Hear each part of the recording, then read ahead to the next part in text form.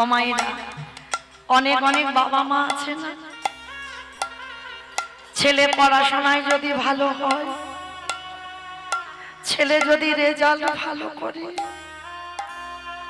বাবা মা আনন্দে কাঁদে। তবে বাবা সে কান্নাটা দুঃখের কান্না নয়, সেটা আনন্দের কান্না। তো আজকের সেই চাণক্য যখনই দরজা দিয়ে শুনেছে হাতে থেকে অস্ত্রটা পড়ে গেছে, আমার বাবার প্রেম, আমার বাবার ভালোবাসাটা এতদিন আমি বুঝতে পারিনি। ওই চাণক্য আমার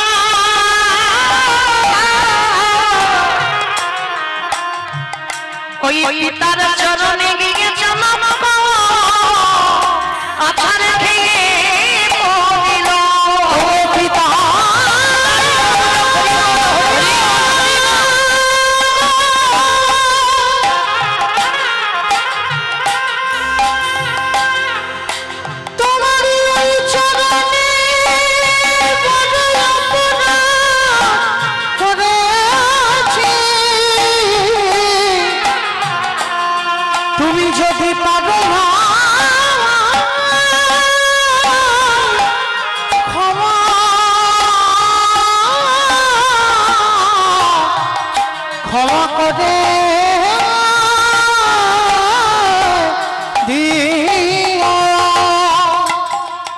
বাবা চাণক্যকে বুকে ধরে বলল, খোকারে,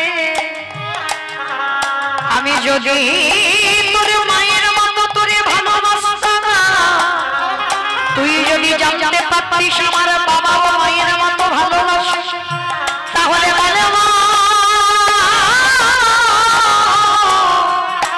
তাহলে তুই কি আমার এই জগতে চাণক্য হয়ে দেখাতে পারতি? এই জগতে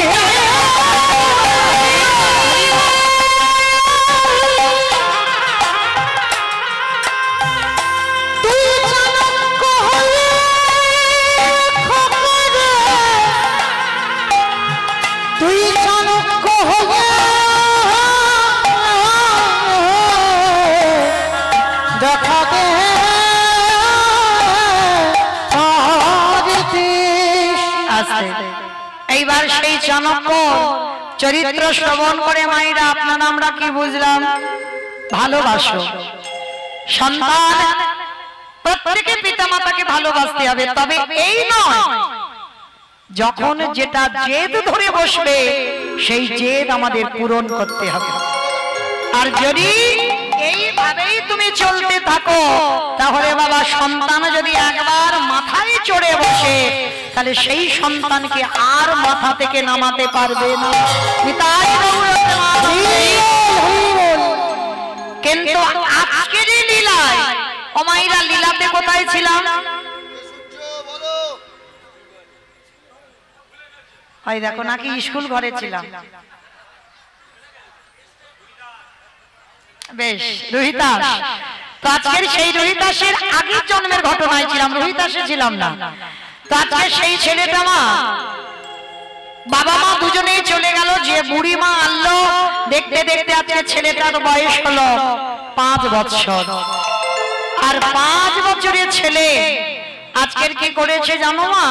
এই 5 বছরের ছেলেটা হঠাৎ দৈব দুর্ঘটনায় যে মা মানুষ করছিল, ওই মায়ে 3 দিনের জ্বরে দৈব দুর্ঘটনায় মায়ের মৃত্যু হয়ে গেল। কত পরীক্ষা দিতে হচ্ছে দেখো একজন ভক্তকে। যে মা মানুষ করলো তাকেও চলে যেতে হলো, আর যখনই মৃত্যু হয়ে গেল একা হয়ে গেল। ছোট্ট ছেলেটা যার বাড়িতে যায় দুটো খাবার জন্য, সে দূর দূর করে তাড়িয়ে দেয়। সে দেখার সঙ্গে সঙ্গে বলে দেয়, এই ছেলে, জন্মের আগে বাবাকে খেলি, জন্ম নিয়ে মাকে খেলি, আবার যে বুড়ি মা মানুষ করলো তাকেও তুই খেলি, কেউ যেন আমাকে খেতে বেরিয়ে যা, এক্ষুনি দূর হয়ে যা বাড়ি থেকে। 3 দিন হয়ে গেল, ওই ছোট্ট 5 বছরের বালক কিছু খায়নি। ও মায়েরা, আমরা একদিন উপবাস করলে আমাদের কত কষ্ট হয়, আর কোন সন্তান যদি বাবা 3 দিন উপবাসে থাকে তাহলে তার না জানি কত কষ্ট হয়। আজকের সেই ছোট্ট ছেলেটা 3 দিন 3 রাত কিছু খায়নি, বসে বসে গাছতলায় কাঁদে আর বলে দয়াময়, আমি যদি একবার জানতে পারতাম তোমারে ভালোবাসলে তার এই দশা, আমি কোনদিন তোমারে ভালোবাসতাম।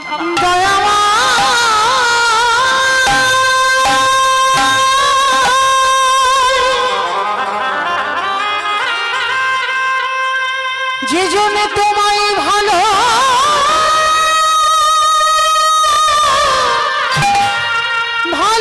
ভালোবাসে,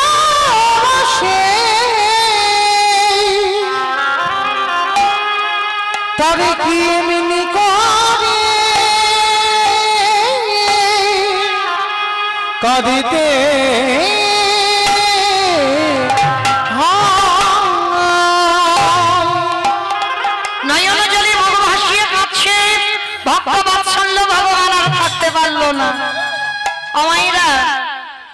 ভক্ত আছে বলে তো ভগবানের এত দাম, আর আমার ভক্ত যদি না থাকতো আমার ভগবানের কে চিনত? কি গো মায়েরা, আপনারা বুঝতে পারছেন না? এই কজন ভক্তের মধ্যে এমন এমন ভক্ত আছে যে সেবা দিলে তবে আমার ভগবানের সেবা হয়, আর যে সেবা না দিলে আমার গোবিন্দ উপবাস। আপনারা নিজেরা বুঝবেন না, আমরা নিজেরা বুঝবো না। ভগবান বলেছে না, ভক্ত আমার মাতা পিতা, ভক্ত আমার গুরু, ভক্ত রেখেছে নাম বাঞ্ছা কল্প। ভক্ত যেদিন সেবা দেয় সেদিন সেবা পায়, ভক্ত যেদিন না দেয় সেবা উপবাসে। তো আজকে লক্ষ্য করেন, ছেলেটা 3 দিন কিছু খেতে দেয়নি আর নিজে খাই, আর ভগবান আমার একটা ছদ্মবেশে বৈষ্ণব সেজে লাঠি ঠুকতে ঠুকতে এসেছে। এই ছেলে, এইখানে বসে বসে কাঁদছিস কেন? হ্যাঁ রে বাবা, দুটো খেতে দিবি। হাই রে, যে নিজের পেটের ভাত জোগাড় করতে পারে না বাবা, ভগবান তার কাছে এসেছে। ও মায়েরা, যার আছে সে তো দেয় না গো, যার আছে সে দেবে না, যার কিছু থাকে না সে দেওয়ার জন্য কাঁদে, এটা বাস্তব। একটা বড় লোকের বাড়ি যাবে 10 টাকা চাঁদা দেবে, আর একটা গরিবের বাড়ি যাবে সে চাইবে কতটা দেওয়া যায়। আজকের ভগবান এসে ভক্তের ঘরে আঁচল পেতেছে, আর এমন ঘরে আঁচল পেতেছে যে দিনহীন পথের ভিখারি কাঙাল, যার কিচ্ছু পড়ে নেই। ভগবান বলেন, এই ছেলে শোন, তুইও যখন 3 দিন খাসনি তুই আমারে দিতে পারবি না, তো শোন, ওই দূরে আছে একটা রামানন্দ স্বামীর আশ্রম, যা আজকে থেকে ওই রামানন্দ স্বামীর আশ্রমে তুই থাকবি। ছোট্ট ছেলেটা ভগবান বলে চিনতে পারলো না, ভাবলো সাধারণ কোন বৈষ্ণব, আর ভেবে বাবা ছুটতে ছুটতে সেই রামানন্দ স্বামীর চরণে যাচ্ছে। আর যাবার সময় মুখে তো একটাই নাম, কি নাম জানো? জয় গুরু, জয় গুরু। আমাইরা যারা যারা আমরা গুরু চরণ আশ্রয় করেছি, কই একবার হাত দুটো তোলো তো দেখি। বাহ, তার মানে সবাই গুরু চরণ আশ্রয় করা, সবাই গুরুদেবকে স্মরণ করে একবার বলবেন, কারণ ওইটা না ভজন করলে বাবা কৃপা হবে না গোবিন্দে। সবাই বলবে কেমন? জয় গুরু, জয় গুরু, জয় গুরু, তুমি গুরু মাতা পিতা তুমি সর্বমা। জয় গুরু, জয় গুরু, জয় গুরু, জয় তুমি গুরু মাতা পিতা তুমি সর্বমা। যেই রাম সেই কৃষ্ণ আজ নিষ্ঠা করুন, নামের সহিত আছে আপনি শ্রীহরি। সততে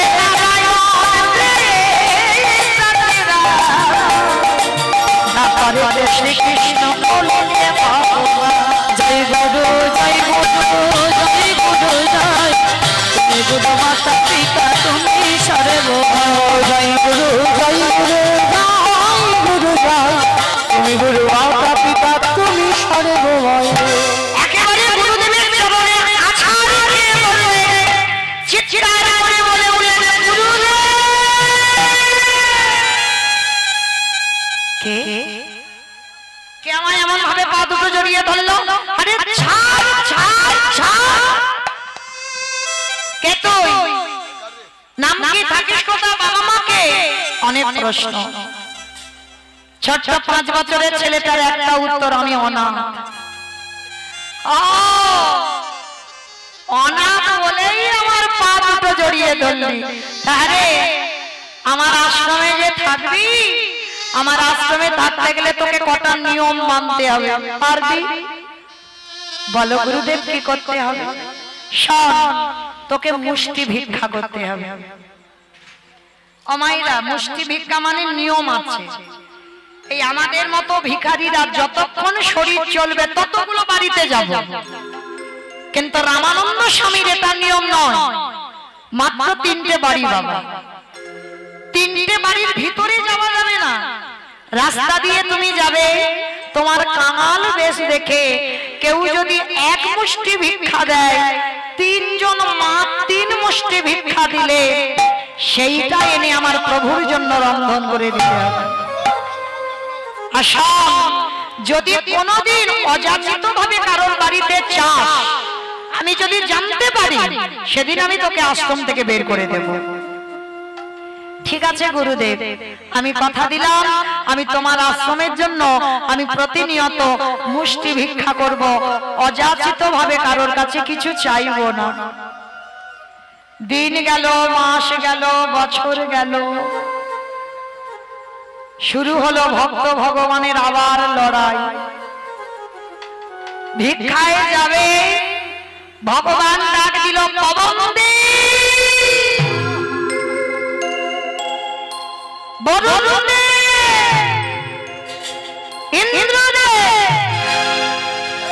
এমন করে ঝড় বৃষ্টি তোলো যে ঝড় বৃষ্টিতে যেন আমার ভক্ত আর মাধুপুরীতে যেতে না পারে কিরকম বদমাস দেখেছো ভগবান ও সবার হয় বাবা চোরের হয় সাধুরও হয় চোরকে বলে চুরি কর আর সাধুকে বলে তুই নিশ্চিন্তে ঘুমা হঠাৎ পরিষ্কার আকাশ মেঘাচ্ছন্ন মেঘ ভরে গেল মোহর মোহর বজ্রপাত ঝমঝম করে বৃষ্টি নামলো এদিকে রামানন্দ স্বামী বলছে এই ছেলে এখনো পড়ে রইলি এখনো যেতে চাইছিস না কি ব্যাপার তুই মুষ্টি ভিক্ষা না করলে প্রভুর রন্ধন হবে কি করে গুরুদেব এই ঝড় বৃষ্টিতে কে আমারে দেখতে পাবে আমি কি করে যাব আমি তোকে বারবার বলেছিলাম আমার কথা বন্ধ হলে সেদিন আমি বের করে দেব যাচ্ছি যাচ্ছি গুরুদেব আমি এক্ষুনি যাচ্ছি ওই ঝড় বৃষ্টিতে বেরিয়ে পড়লো ছোট্ট দুধের বালক সারাদিন ঘুরে ঘুরে বেড়াচ্ছে কেউ মুষ্টি ভিক্ষা দেয় না হঠাৎ মনে মনে চিন্তা করলো গুরুদেব তো আশ্রমে বসে আছে দেখতে পাচ্ছে না একটা কাজ করি ওই যে দেখা যাচ্ছে বড় লোকের বাড়ি ওই বাড়িতে গিয়ে আমি অযাচিত ভাবে কিছু জিনিস চেয়ে আনবো আর গুরুদেব তো জানলে না গুরুদেব জানলে আমি ভিক্ষা করে এনেছি গুরুদেব কি দেখতে পাচ্ছি এটাই ছিল ছেলেটার জীবনে সবথেকে বড় অপরাধ বুঝতে পারলো না রামানন্দ যোগী পুরুষ ধ্যানা যোগে সবটাই দেখতে পায় এদিকে কি করেছে বাবা যেই না ওই বড় লোকের বাড়ি থেকে চাল ডাল এনে রন্ধন করে গুরুদেবকে দিয়েছে আর গুরুদেব পারস সাজিয়ে গোবিন্দ চরণে নিবেদন করল আর রামানন্দ তো যোগী পুরুষ ধ্যানা যোগে দেখতে পায় প্রভু আসনে বসে প্রসাদ পাচ্ছে কিন্তু আজকে নিবেদন করলো ভগবান আসনে বসে প্রসাদ পাচ্ছেন তবে কি আমার সেবার কোনো ত্রুটি হয়ে গেল আবার ফেলে দিয়েছে, ফেলে দিয়ে নতুন করে পারস সাজিয়েছে। পারস সাজিয়ে বাবা যেই না নিবেদন করেছে, ভগবান দৈববাণী করল, রামানন্দ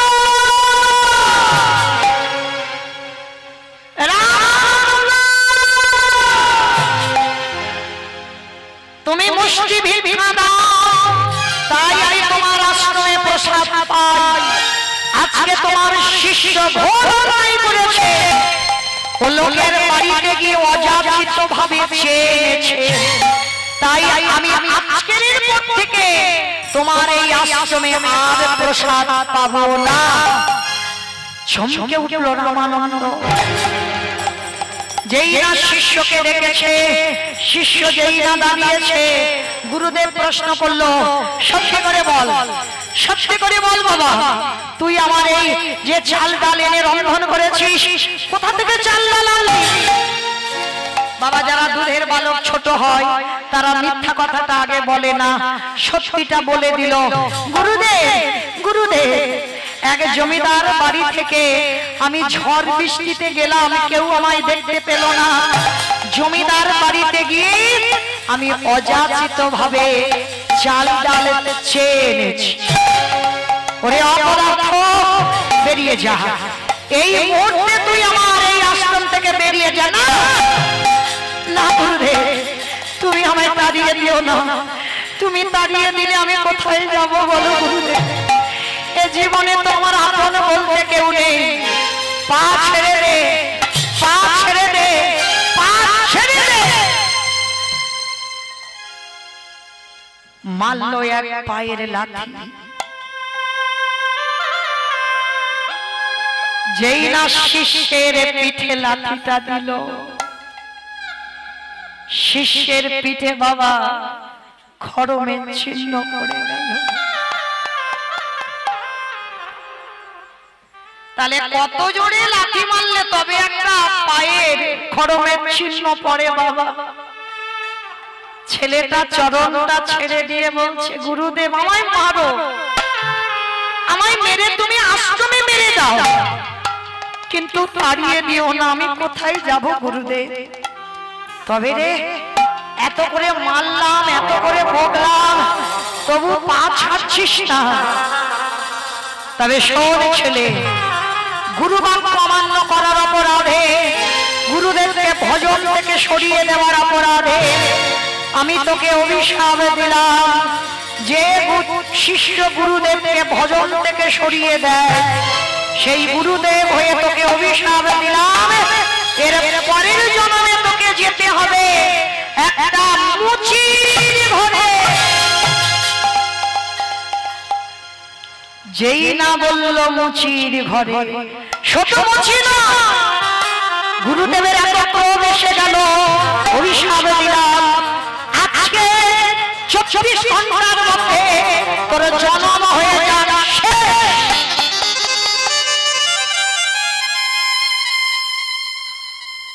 সঙ্গে সঙ্গে শিষ্য চরণটা ছেড়ে দিয়েছে,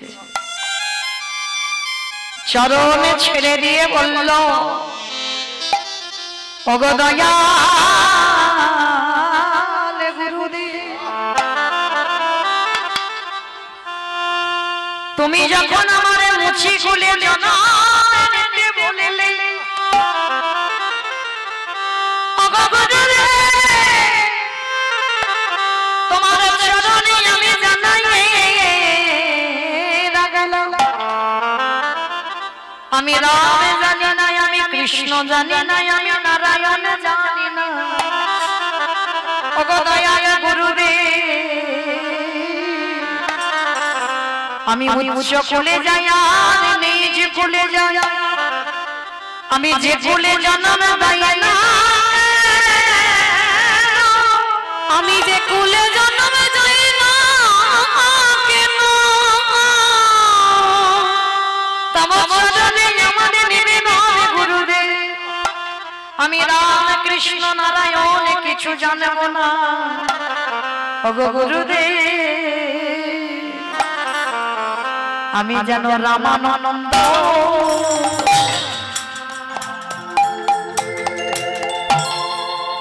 রামানন্দ নামে প্রাণা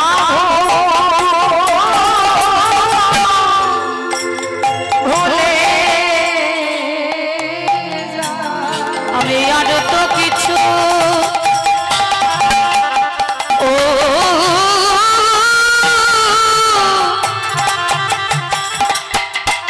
আমি আর তো কিছু নানা চাহি না গুরুদেব আমি যেন রামা নন্দনা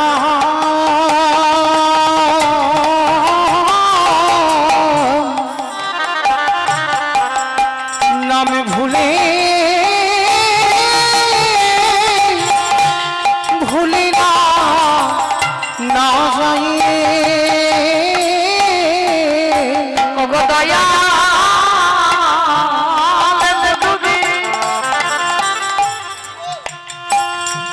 আমি মুছি খুলে তোমার অভিশাপের মতো জনমে দেব ভক্তি জনমে দেব ভক্তি কিন্তু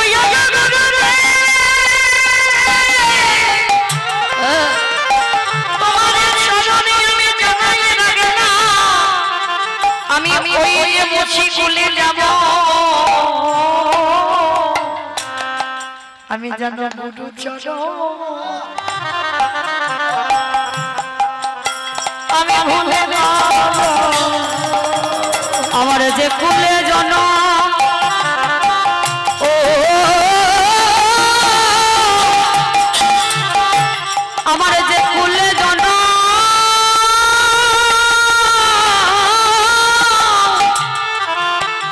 জন্ম হোক না কেন ওগো গুরুদেব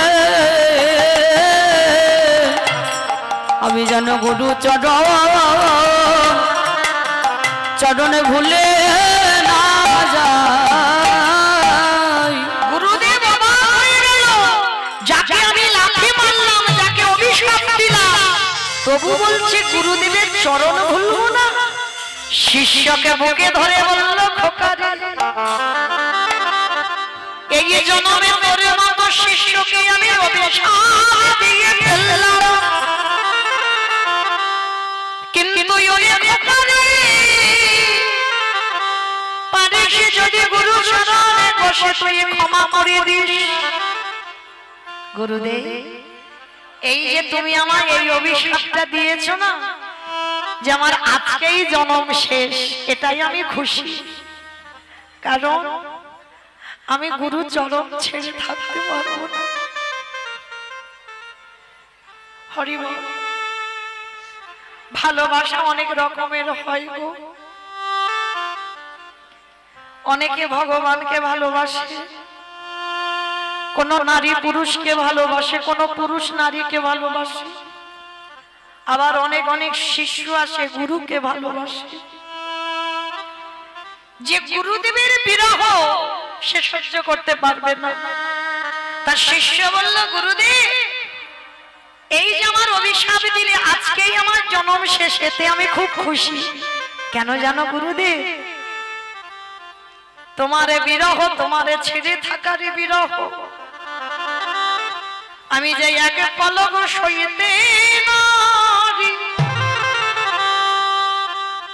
কি গো মায়েরা যেমন আমার রাধারানীর ভালোবাসা ছিল না এক পলক না দেখে থাকতে পারত না ওই ললিতা বিশাখাকে বলতো সজনী রে এই জগতে রামায়ণ মহাভারতের কথা শোনার মানুষ মেলে পিতানন্দ রাজা যশোমতির প্রেমের কথা শোনার মানুষ মেলে শ্রীরামাদি গোপ গোপীগণের ভালোবাসার কথা শোনার মানুষ মেলে কিন্তু আমার মধুর ভালোবাসার কথা শোনো এই জগৎ সংসার মাঝে কথা শোনার মানুষ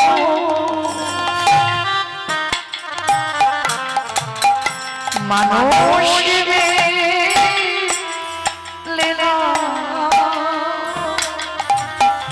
এ জগতে কৃষ্ণ কথা বলার মতো ও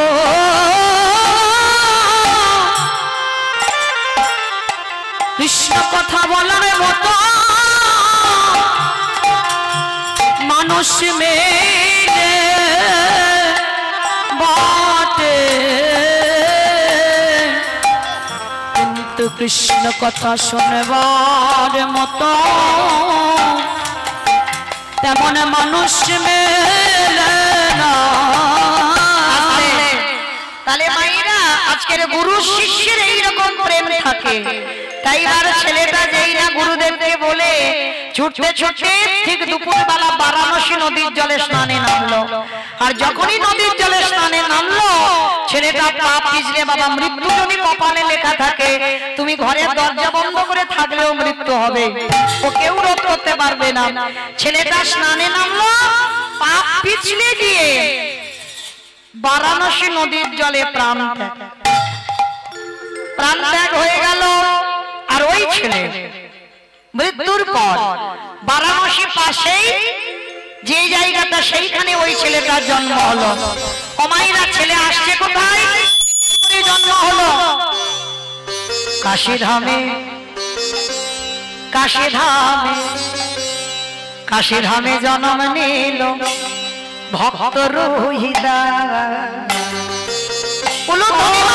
কাশীধামে জন্ম নিল ভক্ত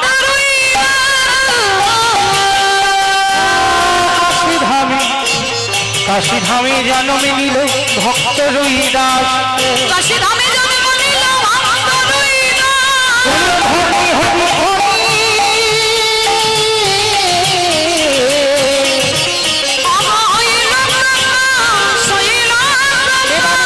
হরি হরি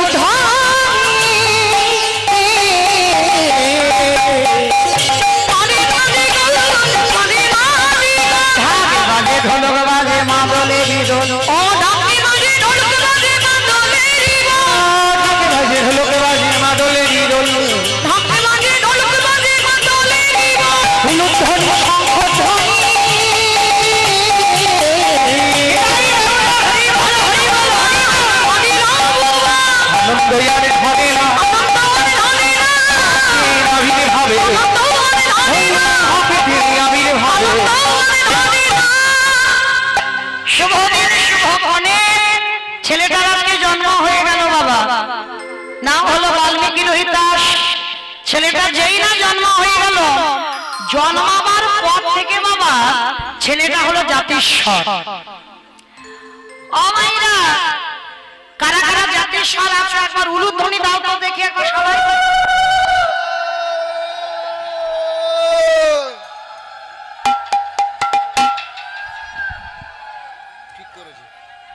জাতিস্বর ভর্তি একেবারে। ওমা এখানে এত জাতিস্বর এই জানা ছিল না বাবা। আমাদের দাদা ওমা তোমরা তাহলে যারা যারা উলু দিলে সব জাতিস্বর বলে, সেইটা তো জানি না জাতিস্বর মানে কি। জাতিস্বর মানে সব আগের জন্মের কথা সব মনে আছে, মানে কে তোমার স্বামী ছিল, কটা ছেলে পুলে ছিল, তোমার বাড়ি কোথায় ছিল, সব মনে থাকবে, তাদেরকে বলে জাতিস্বর। কি মাইরা মনে টনে আছে সব? এইবার নেই, কেন নেই? আমি তো বললাম যারা জাতিস্বর তারা উলু দাও, তাহলে দিলে কেন? মানে ভক্ত হয়ে গেছে বাবা, ডুবে গেছে, বুঝেনি যে আমি কি বললাম। তো মাইরা আজকে ছেলেটা জাতিস্বর হয়েছে, মার স্তনদুগ্ধ পর্যন্ত পান করে না, সারা দিন শুধু মার কোলে বসে 12 দিন হয়ে যাচ্ছে, ছেলে কেঁদে যাচ্ছে। আর মায়েরা আপনারা আমরা যারা যারা মা হয়েছি তারা তো ভালো করে বুঝবো, সন্তান জন্ম দিয়ে সন্তান যদি স্তনদুগ্ধ না পান করে তার যে কত জ্বালা, তার যে কত যন্ত্রণা, এই পৃথিবীতে যে মা হয়েছে বাবা সে জানে। সন্তান জন্ম দিলে স্তনদুগ্ধ পান করাতে হবে, না হলে অসহ্য যন্ত্রণা। যে যন্ত্রণাটা বাবা পেয়েছিল আমার দেবকী মা, ভালো করে শোনো, দেবকী মা কংসের কারাগারে পাইনি। রাধে, ভালো করে শোনেন, কংসের কারাগারে চতুর্ভুজ নারায়ণ আবির্ভূত হলো, জন্ম নয়। মাতৃজগৎ থেকে যেমন আপনারা জন্ম নেন, আমরা জন্ম নিই, ভগবান তো জন্ম নয়, আবির্ভূত হয়। কংসের কারাগারে আবির্ভূত হলো, আর যখনই আবির্ভূত হলো এইবার বাবা বসুদেব মাথায় করে নিয়ে কৃষ্ণকে নন্দালয়ে চলে গেল। কিন্তু কারাগারে যে কি ঘটলো এইটা তো আমরা জানি না।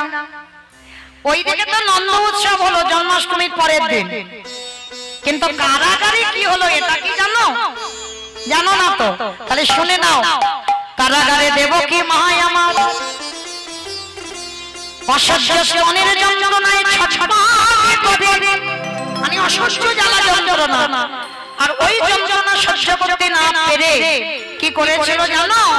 কারাগারের এক কোণে বসে দেবকী মা নিজের স্তন মর্দন করে দুগ্ধগুলো মাটিতে ফেলছে। যখনই মাটিতে ফেলছে ছোট ছোট পিঁপড়ে এসে দুধগুলো খাচ্ছে, আর যখনই দুধগুলো খাচ্ছে না দেবকী মা রেগে গিয়ে অভিমান বশত অভিশাপ দিয়েছিল, পিঁপড়ে তোরা আজকে আমার গোপালের আমার সন্তানের সেবার বস্তু তোরা পিঁপড়ে পান করলি। অভিশাপ দিলাম যতক্ষণ মন্দিরে ভোগ বসবে ততক্ষণ তোরা সেবার অধিকার পাবি না।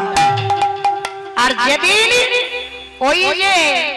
ওই ভোগের মালসাটা মন্দির থেকে স্থানান্তরিত হবে তখন ভোগের মালসাতে পিঁপড়ে লাগবে। মিলিয়ে নেবেন মা, ঠাকুর ঘরে ওইখানে বসিয়ে রাখবে, মালসা নিবেদন করে, পিঁপড়ে লাগবে না। কিন্তু ওইখান থেকে মালসা আপনার কাছে রেখে দেন, পিঁপড়ে ভর্তি হবে। কেন? এটা দেবকী মার অভিশাপ। কিন্তু ভগবান বলল মা আমি তোমার পাপের জন্য তোমার দুধ খাইনি। মায়েরা আপনারা জানেন তো দেবকীর পাপের জন্য দুধ খাইনি। সেই যে রাম অবতারে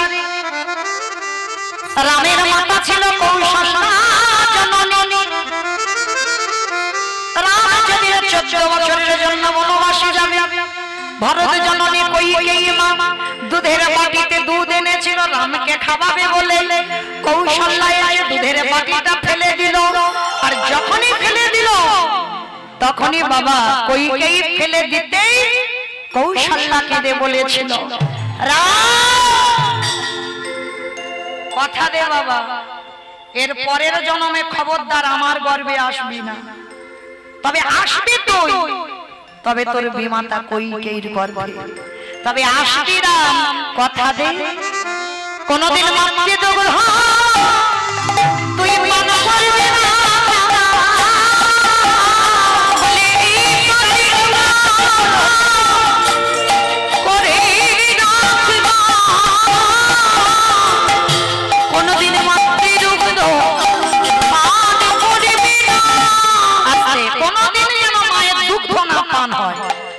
আজকের ভগবান কৃষ্ণ বলছে ও মা, তাহলে মনে পড়ে গেছে তুমি তো সেই কইকেয়ী মা দেবকী হয়েছ, ওই জন্য আমি তোমার স্তন দুগ্ধ পান করলাম না।